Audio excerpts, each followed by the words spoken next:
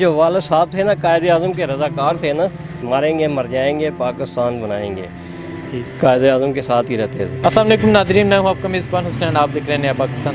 ناظرین، آج آپ کے پاس جو موٹیویشنل سٹوری لے کر آئے ہیں وہ کیا ہے کہ یہ میرے پیچھے دیکھ سکتے ہیں کہ ایک دھوبی، یہ جو کپڑے استری کرتے ہیں یہ کھڑے ہیں۔ میں بتاتا چلوں یہ کون کس عظیم باپ کے بیٹے ہیں۔ یہ اس عظیم باپ کے بیٹے ہیں جنہوں نے ساری عمر قائد اعظم کے ساتھ گزاری۔ قائد اعظم کے خصوصی پرسنل سیکیورٹی آفیسر تھے وہ۔ تو میں جاتا ہوں ان کے پاس، ان سے بات کرتا ہوں کہ ان کے والد صاحب کہ انہیں کیا نصیحتیں دیتے تھے اور کیا کہتے تھے۔ بات یہ ہے کہ ہمارے ملک نے ایسے لوگوں کو جنہوں نے ملک کے ساتھ وفا کی ہے انہیں کیا صلہ دیا ہے، اور ہماری اس قوم نے ایسے لوگوں کو کیا صلہ دیا ہے۔ تو بھی چاہتا ہوں ان کے پاس، ان سے بات کرتا ہوں۔ السلام علیکم۔ وعلیکم السلام۔ کیا حال ہے؟ ہمارے جو والد صاحب تھے نا قائد اعظم کے رضاکار تھے نا جی، ان کے ساتھ ہی ساتھ رہتے تھے۔ اچھا، آپ کے والد صاحب نے ساری زندگی قائد اعظم کے قائد اعظم کے ساتھ گزاری ہے، اور ان کا یہ نعرہ تھا کہ ماریں گے مر جائیں گے پاکستان بنائیں گے، قائد اعظم کے ساتھ ہی رہتے تھے۔ اچھا، آپ کے والد صاحب کا یہ نعرہ تھا کہ ماریں گے مر جائیں گے پاکستان بنائیں گے، ٹھیک ہے۔ تو کبھی آپ اپنے والد سے جب بات کرتے تھے وہ قائد اعظم ایک دفعہ کا واقعہ انہوں نے سنایا تھا کہ کچہری میں گئے نا، قائد اعظم بھی گئے اور کانگریس کے بندے بھی گئے تھے ہندوستان کے، تو واپسی پر نا شام ہو گئی نا، ان کا ڈرائیور نہیں پہنچا قائد اعظم کا۔ وہ کہنے لگے تو آپ ہمارے ساتھ ہی آ جاؤ، کانگریس والے نا۔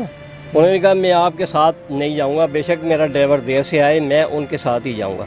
اچھا ہو کیا، پھر انہوں نے یہ سوال کیا کہ آپ یہ بتائیں کہ ہمارے ساتھ کیوں نہیں جا رہے ہیں۔ انہوں نے کہا جی ہم آپ کے جھنڈے کے نیچے بیٹھ کے آپ کی گاڑی میں جائیں گے تو راستے میں کھڑے ہوں گے فوٹوگرافر والے، اخبار والے، وہ انہوں نے تصویر لے لینی ہے اور ساتھ لکھ دینا ہے کہ یہ کیا کسی کا پاکستان بنائے گا، یہ خود کانگریس کے جھنڈے کے نیچے بیٹھا ہوا ہے۔ اچھا، دیکھ لیں کہ لیڈر جو ہمارے قائد اعظم جو بانی پاکستان تھے، پاکستان بنانے کے لیے کیا کچھ کرنا پڑا ہے۔ ہمارے کتنی ماں کو قربانیاں دینی پڑی ہیں، ہمارے کتنے باپ دادوں کو قربانی دینی پڑی ہیں۔ انہوں نے اس گاڑی میں بیٹھنا گوارا نہیں کیا، ان کے بقول کہ وہ اس گاڑی میں نہیں بیٹھے، وہاں کھڑے ہو گئے، انتظار کر لیا۔ تو ان کے جو والد صاحب کی گاڑی آئی ہے تو اپنی گاڑی میں گئے، وہ ان کے ساتھ بیٹھ کر نہیں گئے، اپنی گاڑی آئی ہے اس میں گئے، ڈرائیور آیا تو۔ ان کے والد صاحب ساری عمر قائد اعظم کے ساتھ گزاری ہے، ساری عمر قائد اعظم کے ساتھ۔ ان کا کہنا ہے کہ وہ والد صاحب کہتے تھے کہ میں اپنی جان سے زیادہ قائد اعظم کی جان کو عزیز سمجھتا تھا، اگر مجھے ان کے لیے اپنی جان دینا پڑتی میں اپنی جان دیتا۔ لیکن ہمارے ملک میں ان بھائی کو کیا صلہ دیا، ہمارے ملک نے ان بھائی کو کیا صلہ دیا کہ آج یہ ایک چھوٹی سی دکان پہ کپڑے استری کرتے ہیں۔ میرا کیمرہ مین دکھا سکتا ہے آپ کو، یہ کچھ کپڑے استری کرتے ہیں اور اپنا مشکل سے گزارا کر رہے ہیں۔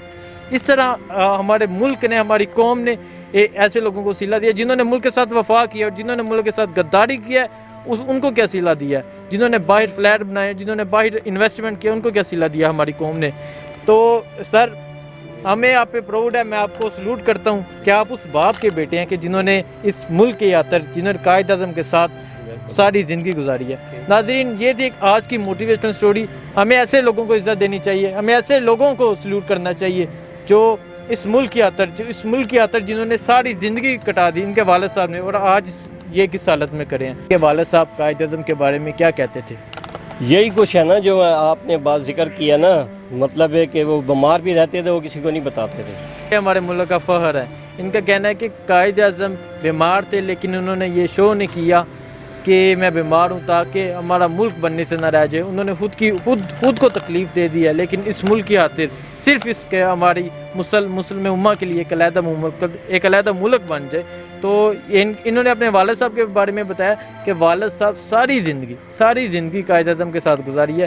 کچھ تصویریں بھی ان کے پاس ہیں، تو میں یہ بتاتا چلوں کہ ہم ایسے لوگوں کو آپ دیکھ سکتے ہیں، میرا کیمرہ میں دکھا سکتا ہے کہ یہ ابھی دیکھیں کپڑے استری کر رہے ہیں، لیکن جنہوں نے ملک کے ساتھ غداری کی ہے انہیں کیا صلہ ملا ہے؟ یہ ایک چھوٹی سی دکان میں اپنا گزارا کر رہے ہیں۔ ہمیں ایسے لوگوں کو سلیوٹ پیش کرنا چاہیے، ایسے لوگوں کی عزت کرنی چاہیے۔ اسی کے ساتھ مجھے اجازت ہے، اللہ حافظ۔